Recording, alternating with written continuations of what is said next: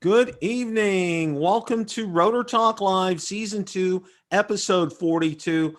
I am joined by my co-host, Mr. Marcus Crawford. Ron Brown is getting ready. He is heading out to spin up a day early. Marcus, how are you this evening? Darn good, Bill. Had a Awesome. good day. It was a great day to fly, as a friend of mine says. Really? A great. I wonder who says that. I kind of like that. Okay. We got a boatload to cover tonight. I mean a boatload. Josh is in the house. Welcome, Josh. Larry Boggs is in the house right now. We got so much. It's gonna be full. We got a very full evening of stuff. The first thing I want to share something a little humorous this evening. I really got a big kick out of this. I need to get it. There we go. All right, we're gonna share this. Now, it's not often I see some kind of like comic or a cartoon or something about drones. This one was actually pretty funny, so I'm gonna go ahead and share this right now. This one here is Pepper and Salt from the Wall Street Journal, delivered by a stork. Don't be silly, sweetie. A drone brought you. Yeah. That's pretty. I like that one. So that's why we got that up there. All right. Now we're gonna move on here, and let's get. I probably should have left my screen share up, but then, okay, I'll get with it eventually. Well, No some of worries. the big news today. All right, Zino 2. All right, in all its glory. All right. Marcus, I want to get your I know you and Ron have talked about this. I am interested in hearing your thoughts about the Zino 2. Well, Bill. So what I'll say is, clearly it's a real deal because that picture is from some Hong Kong electronics show. So, and you could see it. That big poster on the side there was huge. So there's no question it's a deal. The like Ron and I discussed earlier, I think it's going to key on the price point. The one thing that I think they can really hang their hat on with that drone is that 4K 60 frames per second. The other thing is they're claiming 33-minute flight time, which, knowing the way Hubsan works, I'll believe that when I see it. They say that the current Zino is 23 minutes, I think, and most of us are getting about 15 or 16 minutes.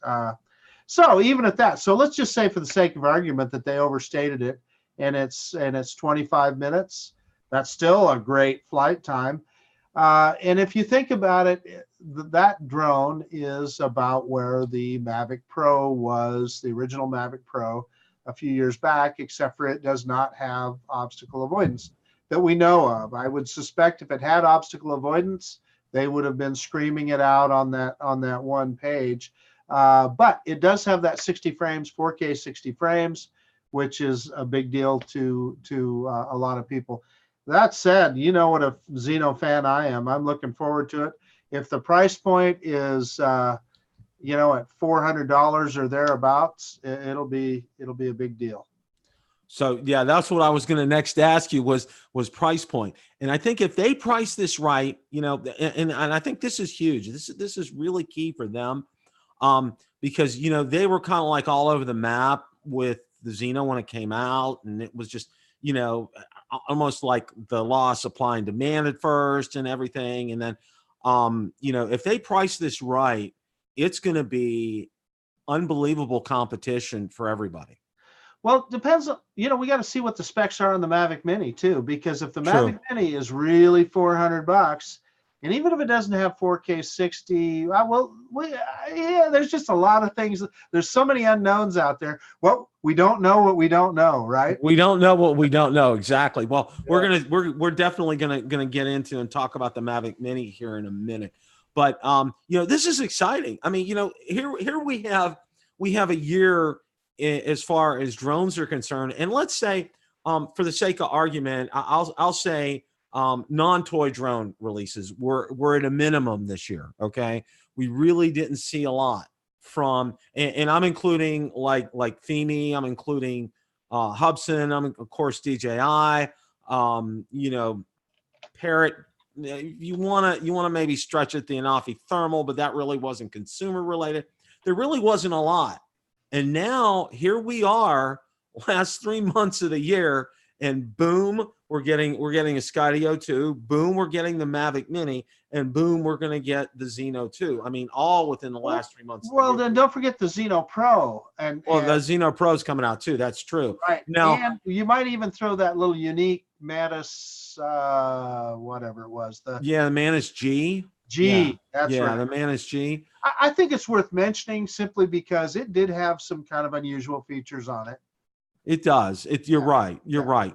And I think that's coming out. I think it's going to be available. It's shipping, I think, end of this month.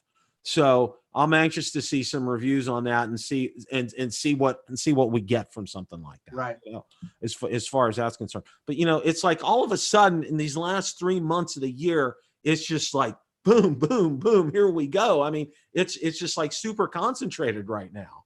I mean, your checkbook has to be fat right now.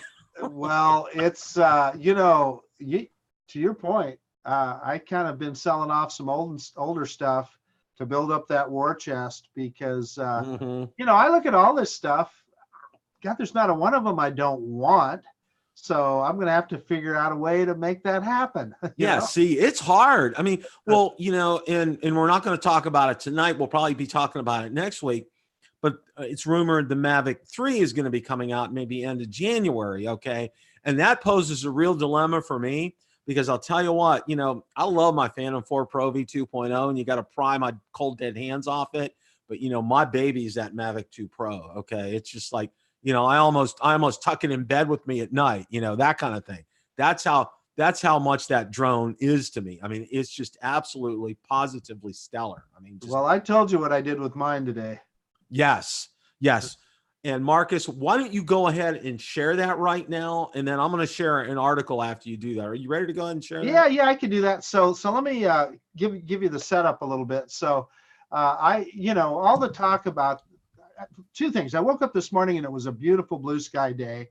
And I'm, of course, like everybody else, the first thing you do is hit the internet looking for the latest news on Skydio, Mavic Mini, whatever else. And I got to thinking about the Skydio and boy, how cool that is, 360-degree avoidance. And then it dawned on me, I have a drone in my quiver right now that has 360-degree obstacle avoidance and follow me. So I took the Mavic 2 zoom and I put it to the test. So let's see, I am going to share my screen now, Bill, if I can.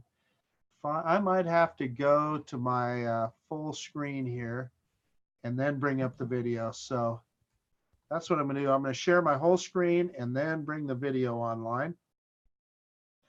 Can you see that? Yes. Okie dokie. So what I'm going to doing now, I'm in follow me mode and the drone is right behind me and I'm going to walk right between those two trees and that light pole and watch what the Mavic 2 zoom does. I just think this is phenomenal. As you can see, I'm not even looking at the drone. Of course, I am looking at FPV on the controller, but it pauses here for a second. It goes, uh-oh, what am I going to do? And then it thinks about it and it goes, oh, there's a way to go. And boom. Oh man, that's awesome. That is just awesome. I get obstacle avoidance, the treat of obstacle avoidance going off all the time when I fly out of my backyard because I was sharing with Marcus earlier, whenever I land the drones, both the front and the rear obstacle avoidance go off because between the fence and the hot tub when I'm out there. So if I need to adjust, if it's not hitting the landing pad, I got to rise up in altitude and then adjust at a height and then land the drone. I mean, that's where it's at. But Marcus, that is probably one of the best examples of obstacle avoidance that I've seen. That is just absolutely fantastic. So that was just part of it. I mean, I was walking around trees and so forth. And like they pointed out in the Skydio video that we saw, hey, it will lose you, right? I mean, if you completely disappear, the follow me loses you, but the drone will not run into anything. It'll just hover in place. But then to find you again, as soon as you come back in, it puts a dot right on you, and all you have to do is touch the dot, and it's got you again. But it successfully followed me around trees and in between trees, etc. So anyway, it was just fun to mess around with. And so my point of it is, we've got, if you're worried about 360-degree obstacle avoidance, likely you've already got one. Yes. Well, Lauren says, Marcus, you'll love the Mavic 3 then. No doubt about it. Absolutely. Well, there's an article that I found today, and it's like, it seems like all the news we have been getting has been drone related, has been about drone releases. Well, there was something else today, and this article was from Drone Life. And let me go ahead and share my screen here. Now, the article is called Ford Files Patent for a Drone That Launches from Your Trunk. Ford has filed a patent for a drone system integrated into a car, one that could provide emergency services, light, security, or more. Mercedes-Benz had tried this before, and apparently Land Rover did as well.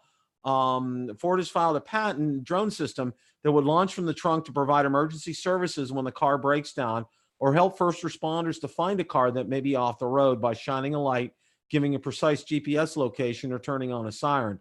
The drone could stream video of an accident scene doing the work of a first response drone. Now, here's a diagram of the patent, and apparently that's a remote server. There's the drone itself. The patent was dated October 10th, and the system even has a panic mode. And down below here, and I'll drop a link to the article in the description, here's the actual drone created by Ford right here. So, Marcus, what are your thoughts on something like this? You know what, Bill, what that could be a first step towards is, when you have, I'll bet you what they're thinking about is when there's autonomous cars out there, and they want them to be able to call for help. That sounds perfectly reasonable, and I'm quite sure that'll be a thing.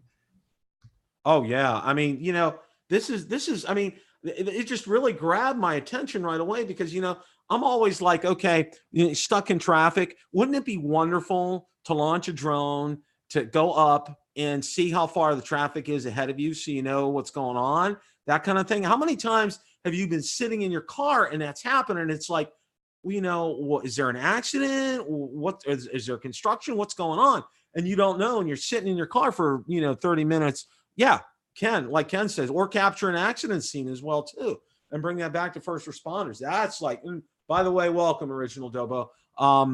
Brad Hendo's in the house, Mike Kinney's in the house, Lauren's in the house, Metro Drones is in the house, Josh is in the house. Yeah, okay, all right. Well, yeah, we kind of covered it here. All right, now we're going to get to, we got a couple of other things that I really want to talk about tonight. And one of them is, now I'm going to put up this article from, let me see if I got to get it up here. Let's get it here. Okay. Now this article's from Joan DJ, and let me share my screen here. Better with the drone says useless in case of a rollover. That's probably true. Yes, that Better with the Drone. That's probably true. Okay. Now, one thing that I really kind of wanted to hone in on tonight. Okay. Now, some of these have been confirmed. The 4K at 30 frames per second and 12 megapixel stills. The flight time that it does have a remote controller. Now, there's been a lot of talk, and I've looked out on forums regarding the range of the drone being reportedly 3.1 miles or about 5 kilometers and the top speed of 31 miles per hour, about 50 kilometers per hour. What I want to focus in on is the range tonight. Now, one of the things that I looked up on the FCC Grant ID database, and I don't have my screen up for that, is that the Mavic Mini frequency that it's allowed in the U.S. is 5275 to 5850 megahertz, and there's no dots in there. Okay, that's the frequency. But if you look, for example, the Spark had a 2.412 to 2.462 gigahertz, and the Spark had a 5.745 to 5.825 gigahertz, and that was a Wi-Fi drone. Now, the Mavic Pro had a 2.4 to 2.4835 gigahertz, and also 5.725 to 5.850 gigahertz. Now, reason I'm reading these numbers to you is for a couple of reasons. One, the drone companies have to specify to the U.S. what frequencies they're going to be operating on in that country, and that's why this whole thing about the FCC database, that's it in a nutshell. That's the reason that they do this, and they have to prove to the FCC that it is operating on those bands and only on those bands. Okay, I think that's important here. And the other thing is this: from looking at the frequencies here, you cannot tell if this is going to have, say, for instance, Wi-Fi or OcuSync, because it will operate on these bands here. As I read, the Spark was operating on the same bands as the Mavic Pro. So, it doesn't really, that's not the significant point right here. But from everything that I'm hearing from my sources, they are saying that it's going to be OcuSync. And one of the reasons that they strongly believe this is that the range is strongly reported to be 3.1 miles. And Marcus, on a Wi-Fi enabled drone, you will not get 3.1 miles. Am I correct on that? Yeah, you're absolutely correct. So it's some kind of an enhanced system. So now whether it's OcuSync 2 or who knows, they could have some complete different system. But yeah, that certainly wouldn't be just a regular Wi-Fi drone for sure. Yeah, I absolutely don't think so. And, one of the other things that I wanted to talk about while I still have this screen up here, all right, one of the other things, a lot of people are talking about the 250 grams and how, here in the US, the only difference is we won't have to register it. But from talking to some of my friends up in Canada, now they're different up there, okay? Now, they not only have to register their drone, but they have to take what you call a basic exam, a pilot's exam, okay? This isn't even a Part 107, but a basic pilot's exam, probably a little more detailed than what those questionnaires that DJI used to have when it would come popping up on here. But what I'm saying is, with a sub 250 gram drone, it eliminates not only the registration in countries like Canada, but those people who have that won't have to pass that pilot to get that pilot certificate or whatever they call that. And that's not only in Canada, but that's worldwide. There are a lot of countries that do it like that. It's completely different from the system that we do that in. So, and I think that's important. And I think a lot of people need to kind of hone in on that. Marcus, what are your thoughts about that? Absolutely right. That's so. I'll be honest with you. I wasn't thinking about that at first. I was thinking about just here in the U.S. I hate to say it. People just not wanting to put that sticker on their side of the drone, but definitely in Canada and the rest of the world, there's some big advantages to having that under 250 grams. The other thing that when I think about the Mavic Mini that may be a big advantage, Bill, and actually Ron Brown is who brought this up, and I thought it made a lot of sense to me. And that's the fact that if it truly is super, super compact, one of the things with the Spark that I love is how easy it is to travel with. It's so small. It's so easy to deploy, so easy to retrieve. If this thing is even smaller than that and even more convenient, how many times are you going to take it? So maybe you're going someplace and you aren't necessarily thinking about flying a drone, but hey, just like you would with a camera or something, I'm going to take this with me just in case I see something that I want to do. And it's small enough and convenient enough that you can do that. That alone would be worth the price of admission to me. Now, air photography put in the chat, the basic exam in Canada is quite difficult, but it's open book. It does allow you to do commercial work as well. Air photography, thank you for posting that there. And Lauren, thank you for your post as well, too. So I think that's important to understand that, it's different in different countries. And I mean, and if air photography, if I'm right, you're able to do that online. So you don't have to go to a testing center to do that, which I think is very interesting compared to the exam we have here in the United States, which is really basically from the private pilot's exam as far as that's concerned. So, wow. Okay. Well, I wanted to bring this up. And the other thing I wanted to touch on too, Marcus, and get your opinion on this is, again, I've seen this in the forums as well, and I've gotten a lot of comments about this. If it's as light as they say it's going to be pushed around in the breeze like nobody's business. What are your thoughts on that? You know what? It makes sense. I mean, if it's lighter, it's not probably going to be.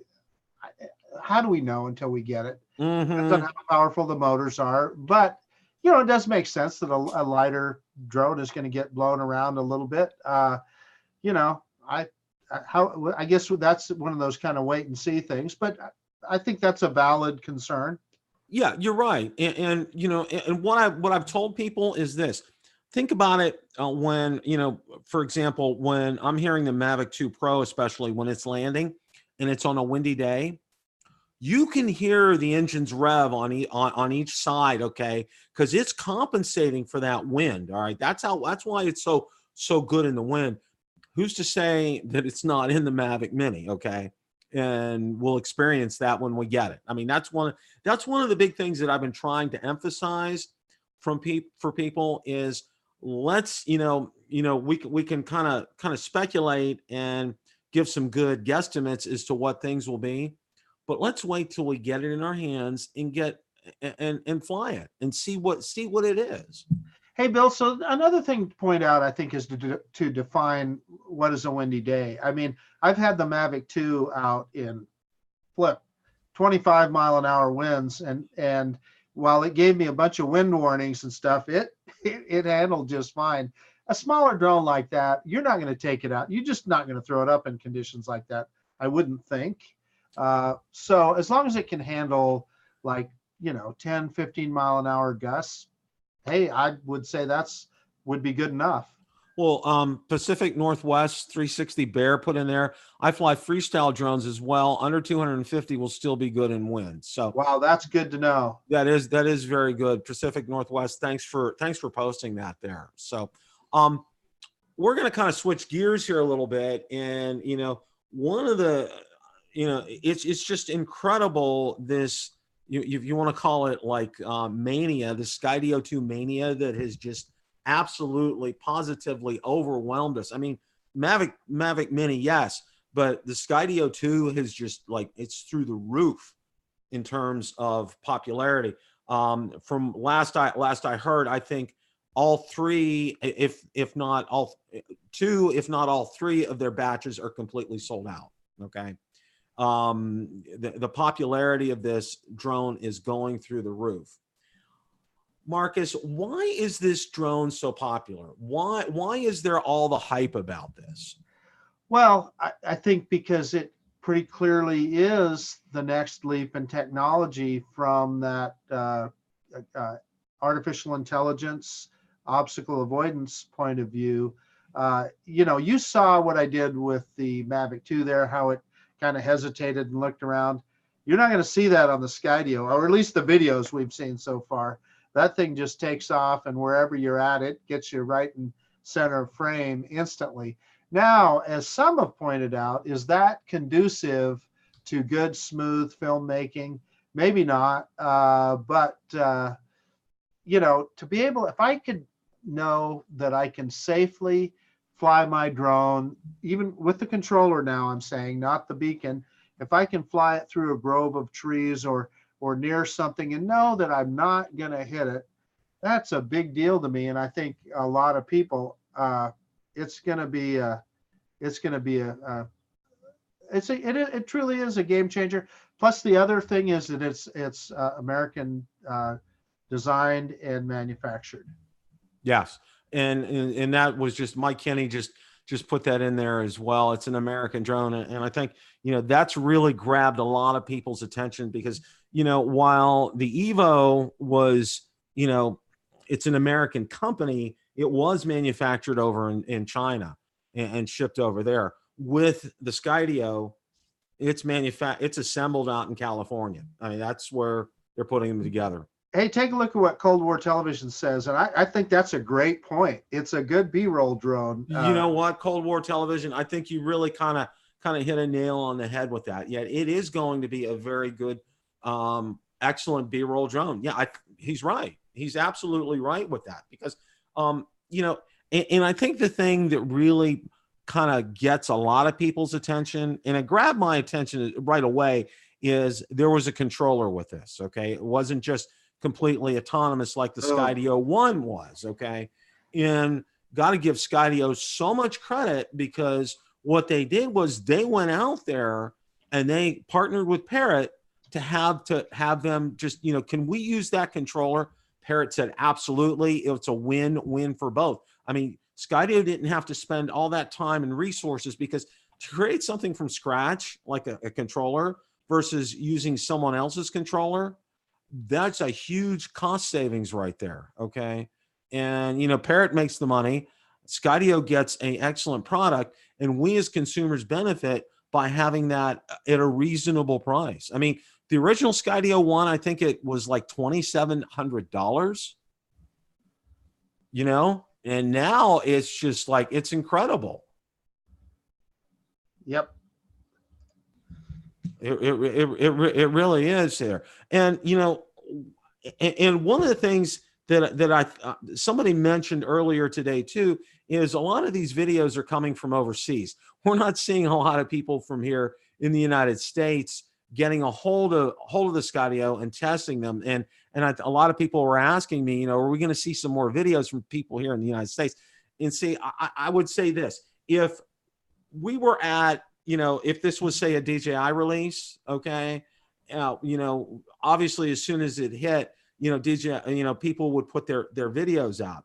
Evidently, you know, there's no NDA kind of thing with Skydio. I don't think they have that. That's why all these people are putting these videos out. But it's interesting how Skydio is doing this. They're kind of doing it backwards from what we've seen as far as DJI is concerned. Well, and they're trying to appeal to a lot of their appeal is they're clearly advertising towards the non-drone user. So somebody that is a mountain biker or into some kind of action sports or whatever. And just like what GoPro did, quite frankly. Yeah. Well, Drone Worship Reloaded put down there, the parts come from China. It's assembled in the U.S. Unfortunately, we still have China to thank for the technology. That's correct. Okay, that's something that's a good point. You know, some of the hardware partially. Yeah. And you know, and I think what's real interesting was one of the questions that I had from a number of people were how many are going to be in each batch that Skydio was coming out with.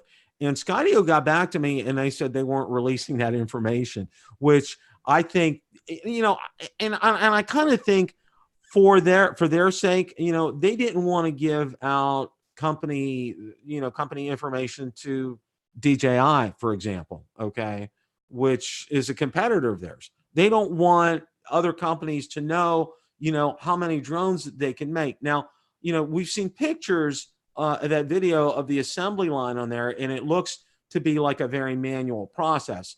And if you watch the video that I put out, taken from the Mavic Air that was on the internal memory, you could see how, you know, when the Mavic Air was being made, a lot of that is a very automated process. There's still a lot of human intervention with DJI, but I think, you know, you're seeing a difference in terms of manufacturing styles, you know, because and one of the things that I think if the Skydio 2 takes off and is such a good hit, which I think it will be, if it lives up to all of its hype and what we're thinking about, I think what we'll see there is they'll have the capital to be able to spend to improve their manufacturing facilities, thereby getting more of these drones out to the public. And I think at first, I think the other thing too is I think they probably, if they're smart, when they're coming out with a new product like this, not only, you know, kind of limit these batches when they get them out there in the hands of people. Okay, you know, this first batch that you and I and Ron are going to be in, it's going to be interesting, you know, when we get these, because we're going to get them out there. We're going to put everything. We're going to put them through their paces. We're going to take a look and see, you know, if everything is as it should be. So you keyed on it a couple minutes ago, Bill, when you were talking about the controller. So now they're appealing to both sides of it. The person that's the action sports person, that they're just trying to capture whatever their sport is, whether it be mountain biking or motorcycling, or like Lauren was pointing out, that we all saw the video of the guy that was with the sail board where the drone almost hit the wave. That was pretty darn interesting. But they're giving us drone flyers. They're giving us a controller too. So the way I look at it, we're kind of getting the best of both worlds. Yeah, I mean, it's going to be interesting to see how the beacon works, and also how the controller works. And I'm real interested in what the onboard cameras, what the sensing on that. And somebody had talked about, and I saw this on a forum somewhere, about being able to tap into those the sensor cameras on there. And, maybe down the road that Skydio might have some type of a firmware update to be able to do that. And that was kind of a very interesting thought. That's something that I think will be real interesting to see if something like that can't happen. So the other thing that I think some of us might be overlooking from Skydio's perspective is, I'm willing to bet that this drone is just the beginning, in that they're trying to prove their ability to create artificial intelligence. And just think of all the applications that's kind of obstacle avoidance and quick thinking. Because if you think about it, not only is that drone avoiding an obstacle, it's also thinking about how to get around it and reacquire the target that it had. So it's a really, like others have said, 256 cores of computing power in that thing. It is a flying supercomputer. Think of the applications for aeronautics, for automotive. I'm willing to bet that this is just the beginning for Skydio. Well, like we just talked about with this patent that Ford applied for, okay, this would be a perfect drone for something like that, on a smaller scale, of course, to have all that type of obstacle avoidance on it, and to have that processing power on board. You're not really necessarily looking for that 4K 30 frames per second kind of a feed from this. When a 1080 will do, especially, or a 720 will do in an emergency type of situation. So that's a really valid point, Marcus. I think that's important. And also too, you also look, like I said, we talked about the original Skydio was at $2,700. I mean, that was, I was like real excited when it came out and talking about an American company and everything. Then I looked at the price and I was just like, okay. It's out of reach for almost everybody. Yeah. So for us, we all just kind of made that same calculation that you did. Well, gosh, it'd be kind of fun to have one, but not for $2,500. But at $1,000, it's a whole different story. Yeah. At $1,000, that's a big difference, and I think that's something that people will key in on. Lon put up a good comment there. Problem will be the guys coming from the Mavics will be disappointed with the range, and I think he's right. I think people need to keep in mind. I would say this, Marcus. What's the range with the Anafi? The Anafi, you know what? I can't tell you. I've had it out 2 clicks, and that's as far as I ever wanted to go with it. Okay. I've never tested it out at full range, but I was out over the lake one time and I had it out 2 clicks. Okay.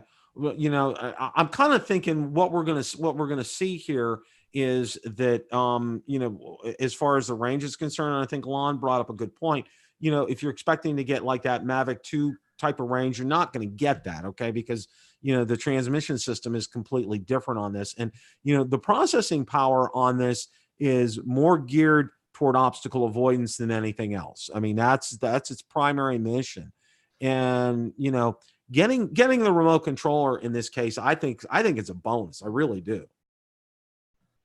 Yeah, there's some good comments here. Computer Techie is saying Skydio is like Tesla. I think that's, I mean, probably not exactly, but I think that's a valid comment.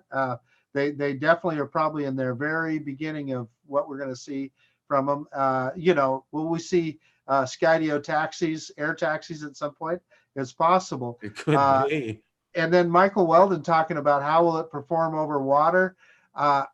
You know, with the cameras, I don't know, because we all know that DJI drones, they always tell you to turn off all of their downward facing sensors when they're over water. So that's a good question. We did see the video of the guy with the sailboard. And the drone, it missed. You thought it was going to hit that wave. Yeah. Oh, yeah. It went up right there at the last second. That was real interesting. Now, Drone Worship Reloaded put in there range is 1.5 kilometers. So, that really kind of puts things into perspective, especially, when we're spoiled flying like the Mavic 2s, with the range that we get with something like that. So I think, again, one of the things, and we said this about the Mavic Mini, and I think the important point is we need to kind of, if I want to use the word, temper our expectations, because this is not a Mavic 2, okay? And it doesn't even pretend to be a Mavic 2, all right? I think we're going to get good quality to maybe excellent quality in terms of the pictures will be okay. I think the video will be good to excellent, but I think the obstacle avoidance is the key feature in this. And I think people are going to use it the most for that. However, it's going to be interesting to see how this works with the remote, because we really haven't seen, except for that video that was inside the garage with the cars, we really haven't seen any video as far as the remote is concerned. So that's going to be real interesting to see how that responds and how that behaves. I'm really excited about it. I think it's a step in the right direction. Hey, can I throw one more thing out there, Bill? Sure. With regard to range, I got to be honest with you. They're making a big deal out of that with the Zino, that the Zino Pro is going to have 4 kilometers. I got to tell you, that Zino will go all of a kilometer.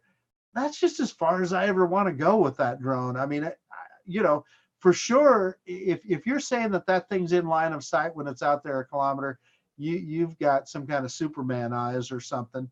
So when we're talking about going out miles and so forth, I'm not sure. The only application I can see where that is something that's valid are those guys that go out and they chase cruise ships, or they're going out to look at like an oil derrick or something out on the ocean. Help me out in the chat, guys. What other time do you need that kind of range? Yeah, that's that kind of range. I'm trying to look through the chat right now. Did you guys see the guy on the motorcycle? Yes, we did. I did see that, Edwin.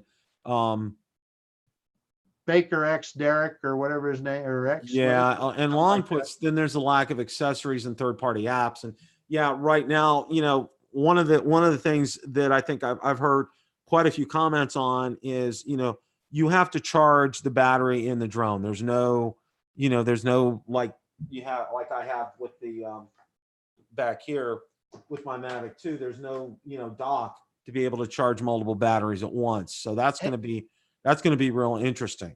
As far Hey, Bill, so Rick Halber is pointing out that there was a video, I think it was that Baker X Derek guy that put one out using a controller today. Oh, okay, good. Rick, thank you for pointing that out. Appreciate that. I think that's important. I think I'm going to try to find that and see if I can drop it in the description after the show tonight, because I think that's important enough. I don't want to beat this any more than it's worth, but I think it's important here that Skydio is just taken off like fire, and I wanted to kind of get into some of the reasons why this happened tonight, or why this is happening, and what we can expect to see when we get these. And I want to thank Lon especially for kind of like putting that great comment in there about tempering our expectations, so to speak, because of the range. And I know Drone Worship, thank you for putting Reloaded. Thank you for putting the range in there too. And I think we need to just temper our expectations, but at the same time, it's a new drone and it's exciting. And I think it's really kind of captured a lot of attention from a lot of people.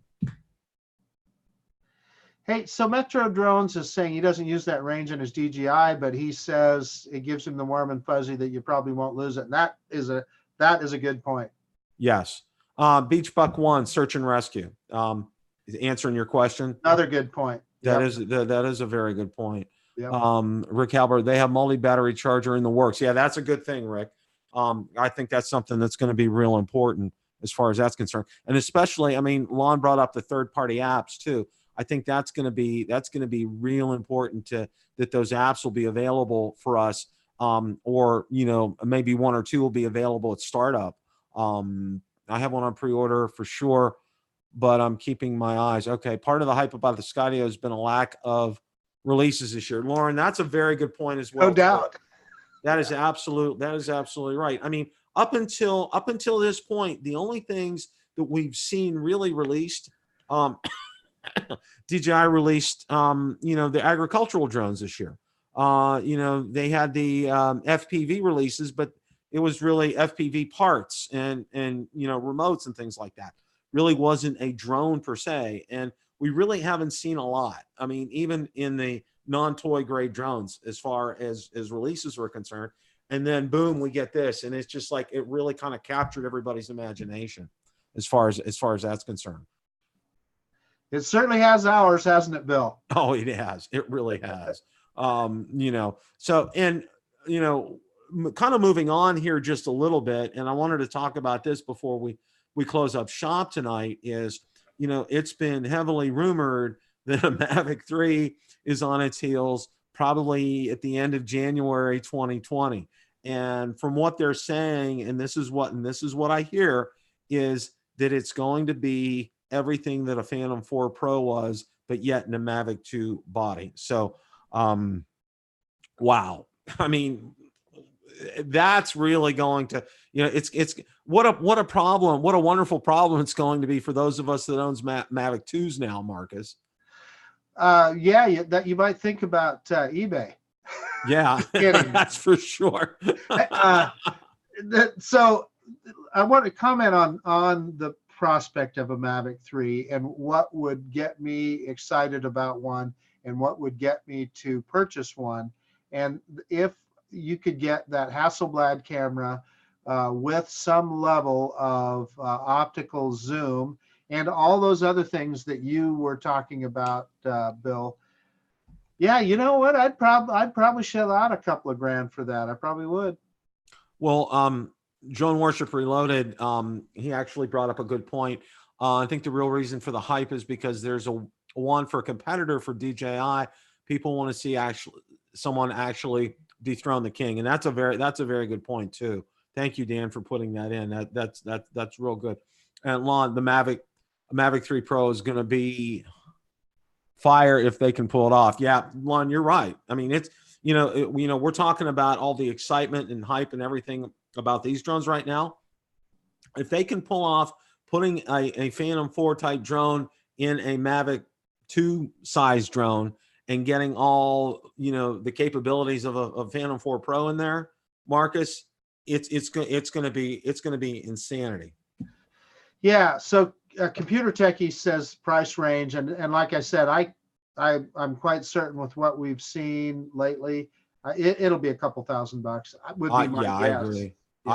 Yeah. That's my initial thinking as well. Yeah. And from what I'm hearing, there won't be a zoom and a Pro. It'll just be one Mavic 3 Pro. Okay. And from what I'm hearing is that it will have the zoom capabilities in it. So, I mean, like I said, this is going to be that'll get me. I mean, I'm just telling you. This will be a kicker. This will really be a kicker. The trend has been going towards portability, and we see that now with the upcoming Mavic Mini release.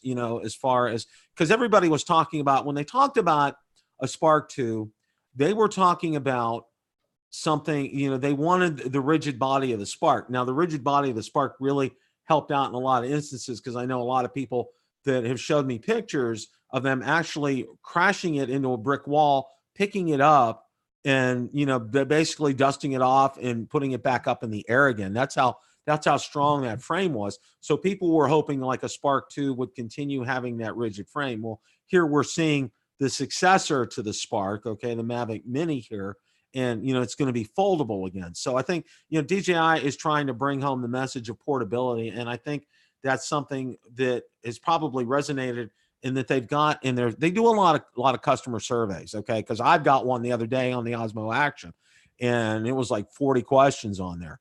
so they do a lot of these surveys and they get a lot of feedback from customers on what they're wanting with this. And I think one of the things that's coming through loud and clear is portability.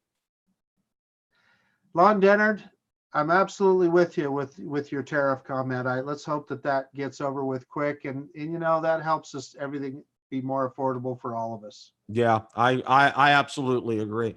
Well, we got Spin Up coming up this weekend, and it's going to be an exciting time. I'm sure they're going to have, the speakers will be great. I know, hey, Kestelou is going to be speaking. Jason Shoppert from Remote Pilot 101 is going to be speaking. I know it's just going to be a great time. It's going to be a lot of fun, and it's people are really going to enjoy that.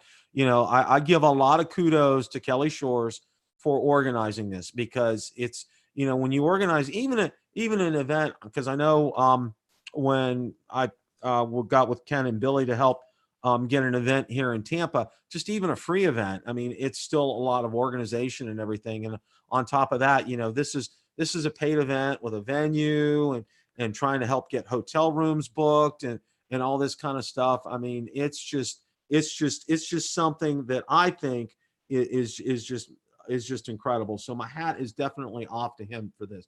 This off. One of the things that I'm really looking forward to, Bill, is seeing if Ron Brown is actually a real person or just a computer simulation. So I'm supposed to meet him there at Spin Up, and he might just be a simulation. We don't know. Well, I can vouch for this, Marcus. Okay. Because yes, he is a real person. Okay. I did see him drink a Coca-Cola with his wife, and I did see him eat a grouper taco too. So he survived on grouper tacos when he was down here in Florida. Because every time he mentioned about having dinner, he was having another grouper taco, and I was like, Ron, I said, man does not live by grouper taco alone. Well, in Austin, Texas, he's going to have to try some barbecue, I'm thinking. Yeah, he's going to have the grouper tacos probably won't be real plentiful down in Austin. That's probably for sure. So, we are looking, coming up next week, I am very hopeful of getting a very special guest, somebody that everybody knows and somebody that everybody likes. I'm going to release the information as soon as he confirms that. It's a he, of course. But this is a guy everybody likes. I mean, you can't help but like him. And he's obviously, he's going to be at Spin Up as well too.